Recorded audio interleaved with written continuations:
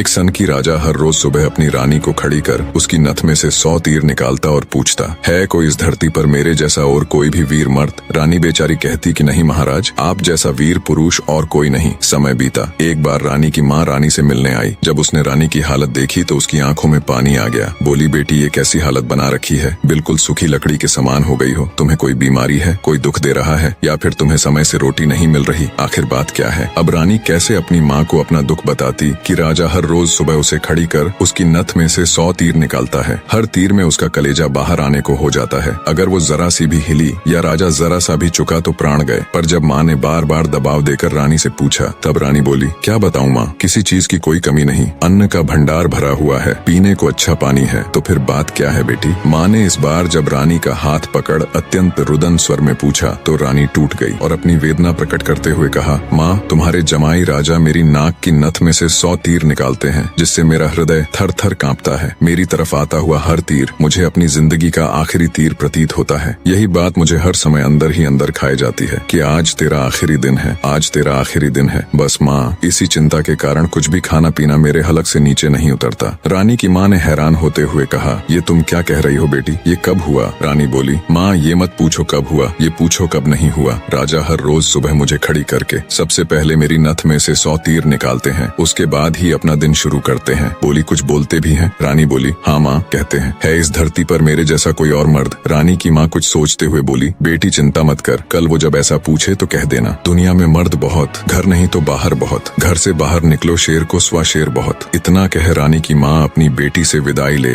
अपने घर चली गई। अब रानी को इंतजार था तो बस अगली सुबह का। राजा ने सोती हुई रानी को हाथ पकड़कर उठाया और कहा, रानी आ जाओ, समय हो गया। रानी ने सोचा, हे भगवान, बस आज और बच जाऊं, फिर तो जो माँ कहकर गई थी वो बोल दूंगी। और उठकर बाग में जाकर आंख बंद करके अपनी नथ पकड़कर खड़ी हो गई। राजा ने रोज की तरह एक के बाद एक 100 तीर रानी की नथ में से निकाले। तीर निकाल राजा बोला, बोल रानी, है दुनिया में मेरे जैसा कोई और शूरवीर मर्द? रानी हिम्मत जुटा बोली, महाराज दुनिया में शूरवीर मर्द बहुत, घर नहीं तो बाहर बहुत, आप बाहर निकल के देखो शेर को सवा शेर बहुत। राजा हैरान होते हुए बोला, ठीक है रानी, अगर यही बात है तो कुछ खाने का सामान दो, मैं जा रहा हूँ बाहर शूरवीर मर्द देखने, मैं भी तो देखूं है कोई मुझसे ज्यादा शूरवीर मर्द इस दुनिया में। थोड़ा बहुत खाने पीने का सामान ले राजा निकल पड़ा। चलते चलते एक कच्चे रास्ते पर हो लिया। थोड़ी दूर ही चला तो आगे देखा एक आदमी रास्ते के किनारे पर लेटा ऊपर की तरफ एकटक देख रहा है। राजा को बड़ा कौतूहल हुआ। ऊपर की तरफ देखा तो उसे सिवाय सूर्य की तेज किरणों के कुछ दिखाई नहीं दिया। गया जिज्ञासावश उसके पास और पूछा, क्यों भाई, ऊपर क्या देख रहे हो?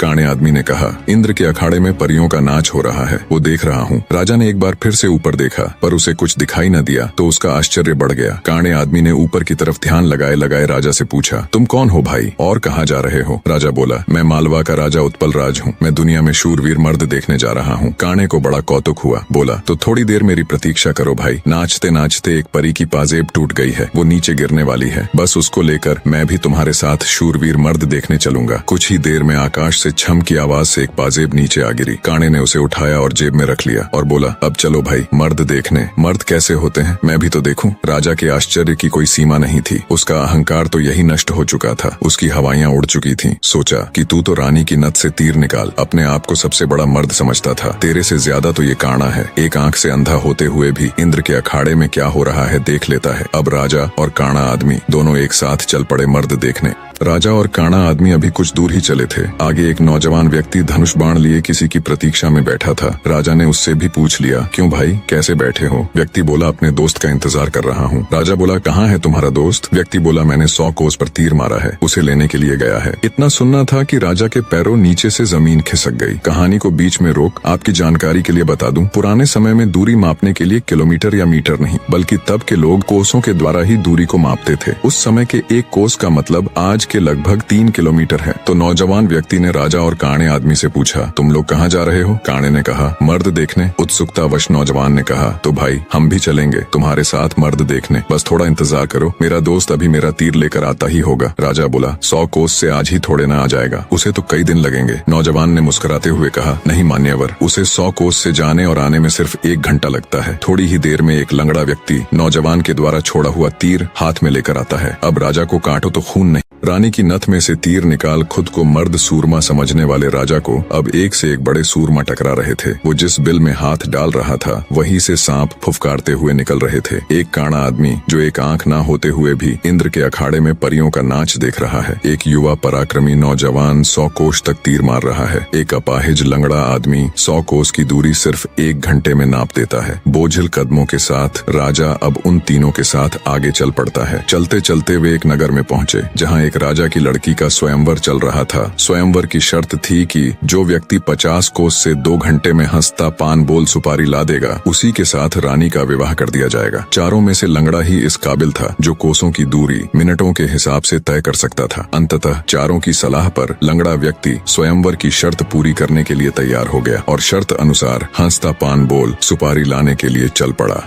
रानी के स्वयंवर की शर्त अनुसार लंगड़ा व्यक्ति तेजी के साथ उस दिशा में बढ़ने लगा जहां हंसता पान बोल सुपारी का पेड़ था। अपनी दिव्य गति से थोड़े ही समय में वो उस पेड़ के पास जा पहुंचा। उसने सुपारी तोड़ी और अपनी जेब में डाल ली। सोचा अभी तो बहुत समय है, क्यों न थोड़ी देर सुस्ता लिया जाए। ये सोचकर वो उस पेड़ के नीचे सुस्ताने के लिए लेट गया। ठंडी हवा के झोंकों से जल्दी ही उसकी आंख लग गई। उधर तीनों की समय बीतने के साथ साथ चिंता बढ़ रही थी। 2 घंटे पूरे होने को आए थे, बस थोड़ा समय ही बचा था। नौजवान तीरंदाज ने कहा, इतना समय तो उसे कभी नहीं लगता, जरूर कुछ बात है। काने आदमी ने कहा, रुको मैं देखता हूँ। जब काने ने देखा तो वो पेड़ के नीचे सो रहा था और पेड़ से एक खूंखार जहरीला सांप उसे काटने के लिए उसकी तरफ बढ़ रहा था। जब ये बात उसने साथियों को बताई कि वो तो सो रहा है और एक जहरीला सांप उसकी तरफ बढ़ रहा है, तब तीरंदाज नौजवान ने काने से कहा, तुम मेरे तीर का निशाना सांप के फन पर लगाओ। काने ने कहा, हाँ ये ठीक है, निशाना लगाकर मैं हुंकारा भरूं तब तुम तीर छोड़ देना। काने ने तीर को सांप के फन की दिशा में लगाकर जैसे ही